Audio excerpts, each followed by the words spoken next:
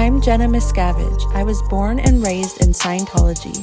I left when I was 21 years old and wrote a book about it. My uncle, David Miscavige, is the leader of Scientology, and this is my YouTube channel. Hello, everybody. Happy Friday the 13th. All right, I've got a good question today, and I'm going to get right into it. And this is from Podo Katapetal. Okay, I'm horrible at reciting these names. Anyways, you can see the name right there. And they asked, did you make a video about becoming a mother? Seeing that you didn't grow up with an average family and your family relationships are strained, how was the experience for you? Did you find it difficult? Who supported you? And how did motherhood evolve throughout the years? I love this question because I feel like so many people can relate to it. If they grew up in a difficult family or if they grew up in a cult, because having an example of motherhood is a big part of becoming a mother yourself. And so I thought I would take a little bit of time with this one. So growing up, I never thought I was going to be a mom. I know like lots of kids, even my kids, like my son will be like, yeah, when I'm a dad, I'm going to do this. And I didn't have that. And that's because just before I turned 2, my family was a part of Scientology's most dedicated group called the Sea Org, where you basically sign 1 billion year contracts, dedicating your soul lifetime after lifetime to Scientology. You work very long hours. You have little to no time off. And I didn't really live in a home with my parents. They wore military style uniforms and they didn't have TV or internet or things like that. And also in the Sea Org, you are not allowed to have kids. Now, early on, you were actually allowed to have kids, and my parents did have kids, but that rule was canceled in, I believe, 1988, and Sea Org members were no longer allowed to have children. And so at that time, the rule was made if you have children that are 6 years old or older, then you can bring them into the Sea Org with you, and they can go to what's called the Cadet Org, which is basically where the kids of Sea Org members were taken care of or not taken care of, depending on how you look at it. But so I always grew up knowing that I was going to be a Sea Org member, a member of Scientology's most dedicated group, and I was not going to be allowed to have kids. And it is kind of interesting because many people, even who did grow up in the Sea Org, still thought the rule would change or fantasized about having kids.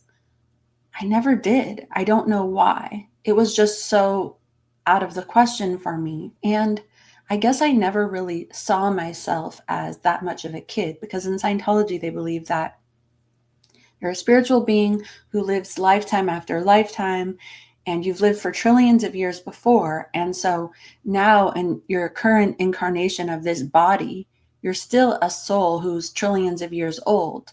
And so they don't treat kids like kids. And so even the kids around me, I didn't really see them as kids. So I wasn't ever like, oh, cute little kid. I want to have one of those for me. I don't know why. Knowing that I would never have a life in the outside world, I wasn't really able to fantasize what kind of house I would have, the places I would travel to, what my life would be like when I was older outside of just my Sea Org fantasy of how I was going to be just like my mom and dad when I grew up. I got married when I was 18 years old to my ex-husband, Dallas, and he always thought that the rule was going to change, that in the Sea Org they would eventually let people have kids. I thought this was the stupidest thing I'd ever heard. And I told him as much, but he was convinced about this. And I was like, okay, it wasn't really a big thing for me because I didn't really want to have kids.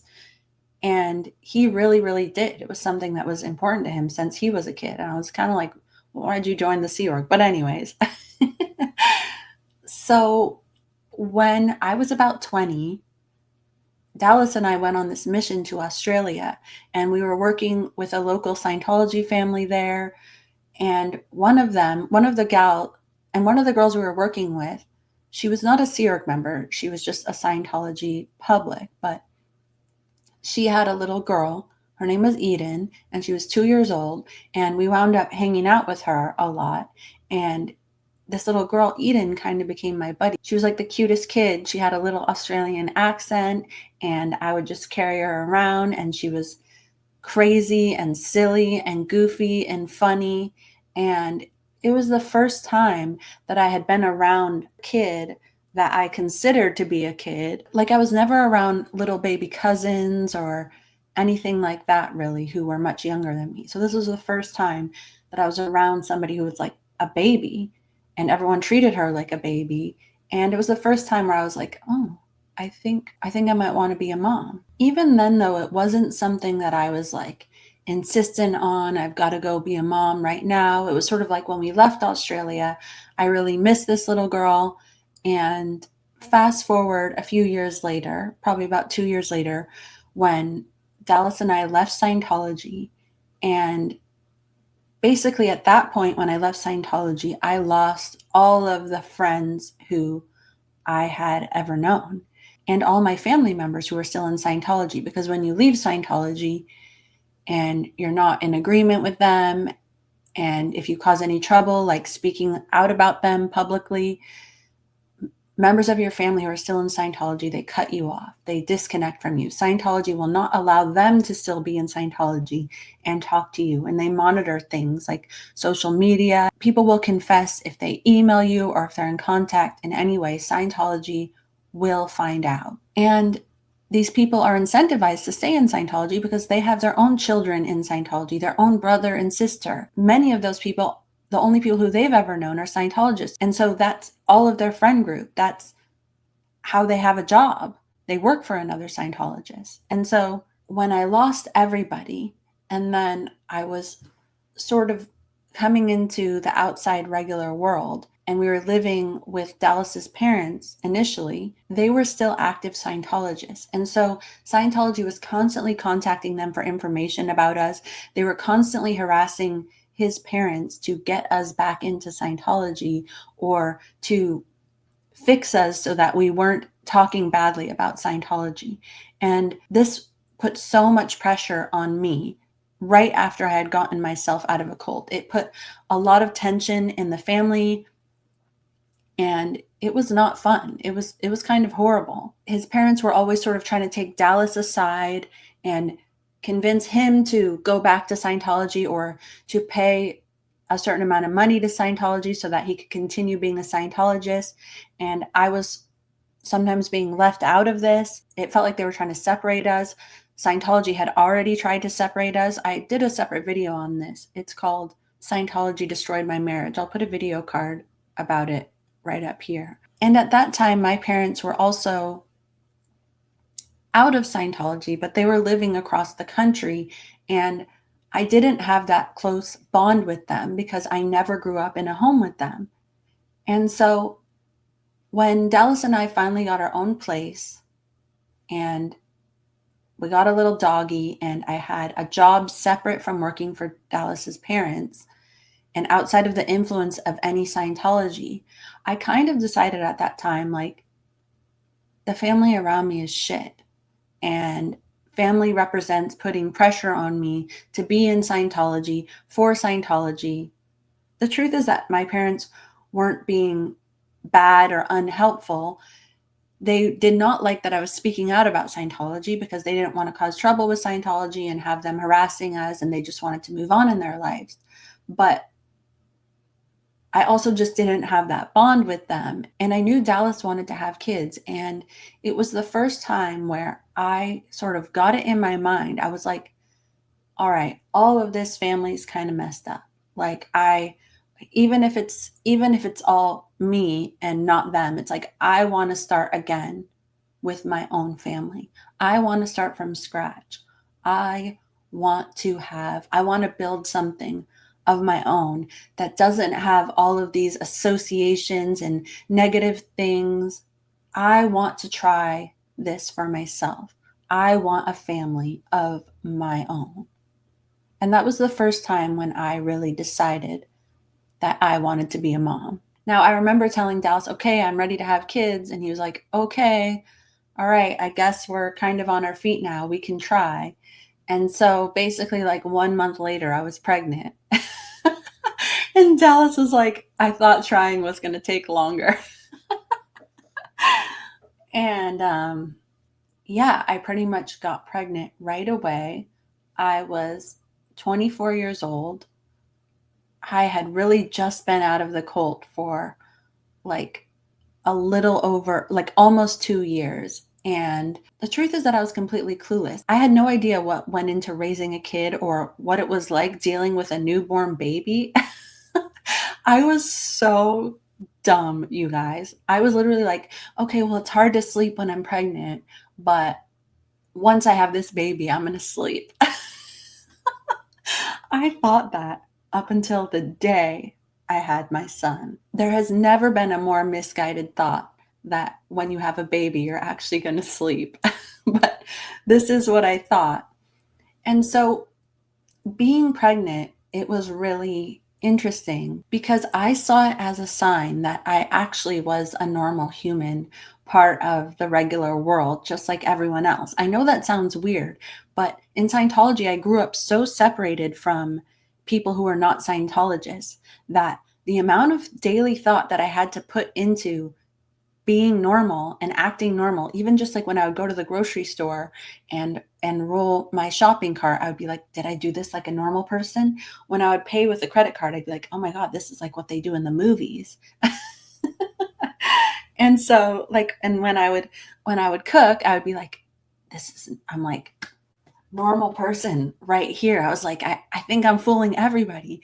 Or even just little stupid things like being like, hi, nice to meet you, or oh, good to see you. When I was in Scientology in the Sea Org, it's like when you saw someone in the morning, it was like seeing your brother or sister. You weren't like, oh, hello, good to see you today. You're more like, mm, mm.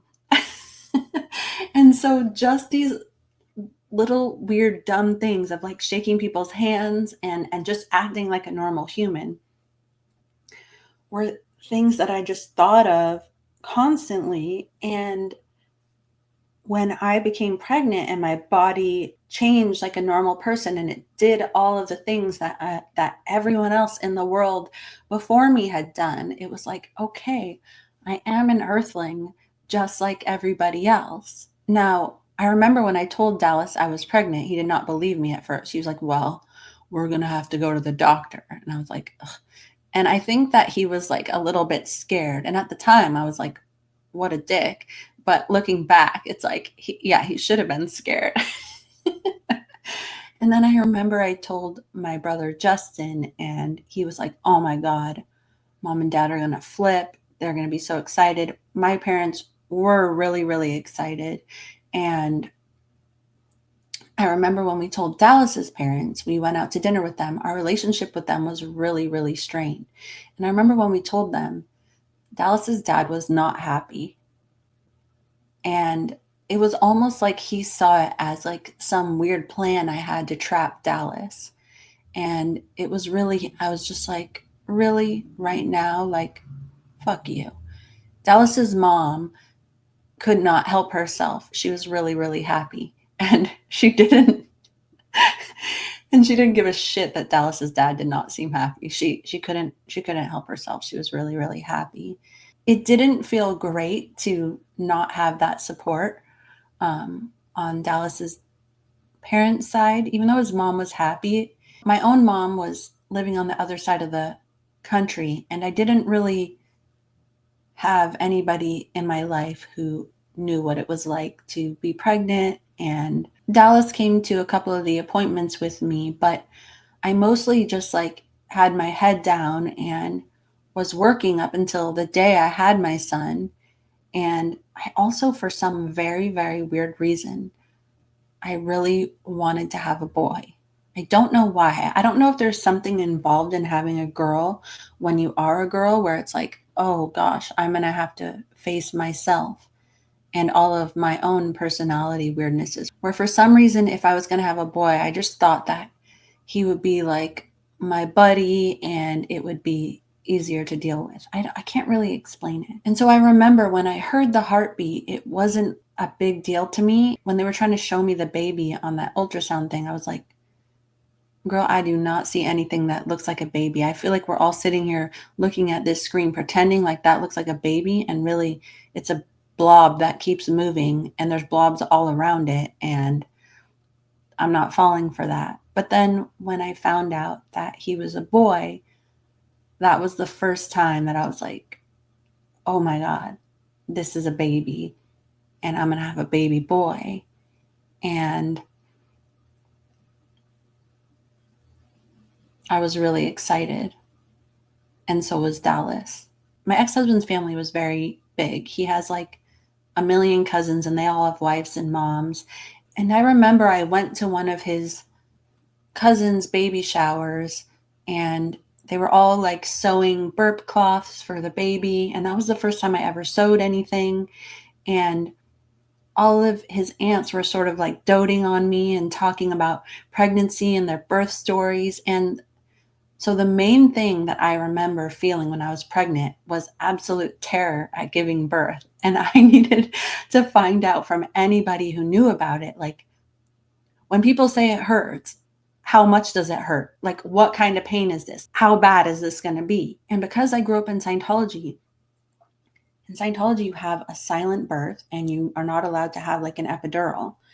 And they believe that if you talk during birth, then the things that you say will have a negative influence on the child in their future.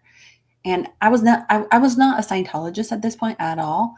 And I certainly wasn't going to have a silent birth. I also am kind of like a hippie. And I was like, yeah, I'm not going to have drugs. I'm not going to have an epidural unless I have to. And so I didn't really see it as an option. I don't know why. And so I was just absolutely terrified. Also, because I'd heard that the needle of the epidural can paralyze you. And I was like, don't want to risk that. That doesn't sound reversible. And so I just was asking all of his aunts, like, I was like, what kind of pain is it? Is it sharp pain? Is it crampy pain? And then one of his aunts told me that she like burst a blood vessel in her eye. And I was just like absolutely terrified what was going to happen. And because I'd only been in the regular world, I didn't have a ton of friends by this time. I did have some friends, but they had worked at an old company that I was working at, and they had had a falling out with Dallas's parents. And so, like, as far as who was going to throw me a baby shower, it's like all the people who I ever knew in my life, I had just lost everyone. And so Dallas's mom was like, I want to throw you a baby shower with Dallas's sister. And it was kind of weird because there was still tension between us. And she didn't want to invite anybody who worked at that old workplace, which was the vast majority of my friends. And it was just a bit scary. I had never had big birthday parties as a kid. I was in the Sea Org, so we didn't have birthday parties at all. They would bring us a cake on our birthday during dinner time. But the idea of being the center of attention at a baby shower was like my worst nightmare. And I was completely fretting over this.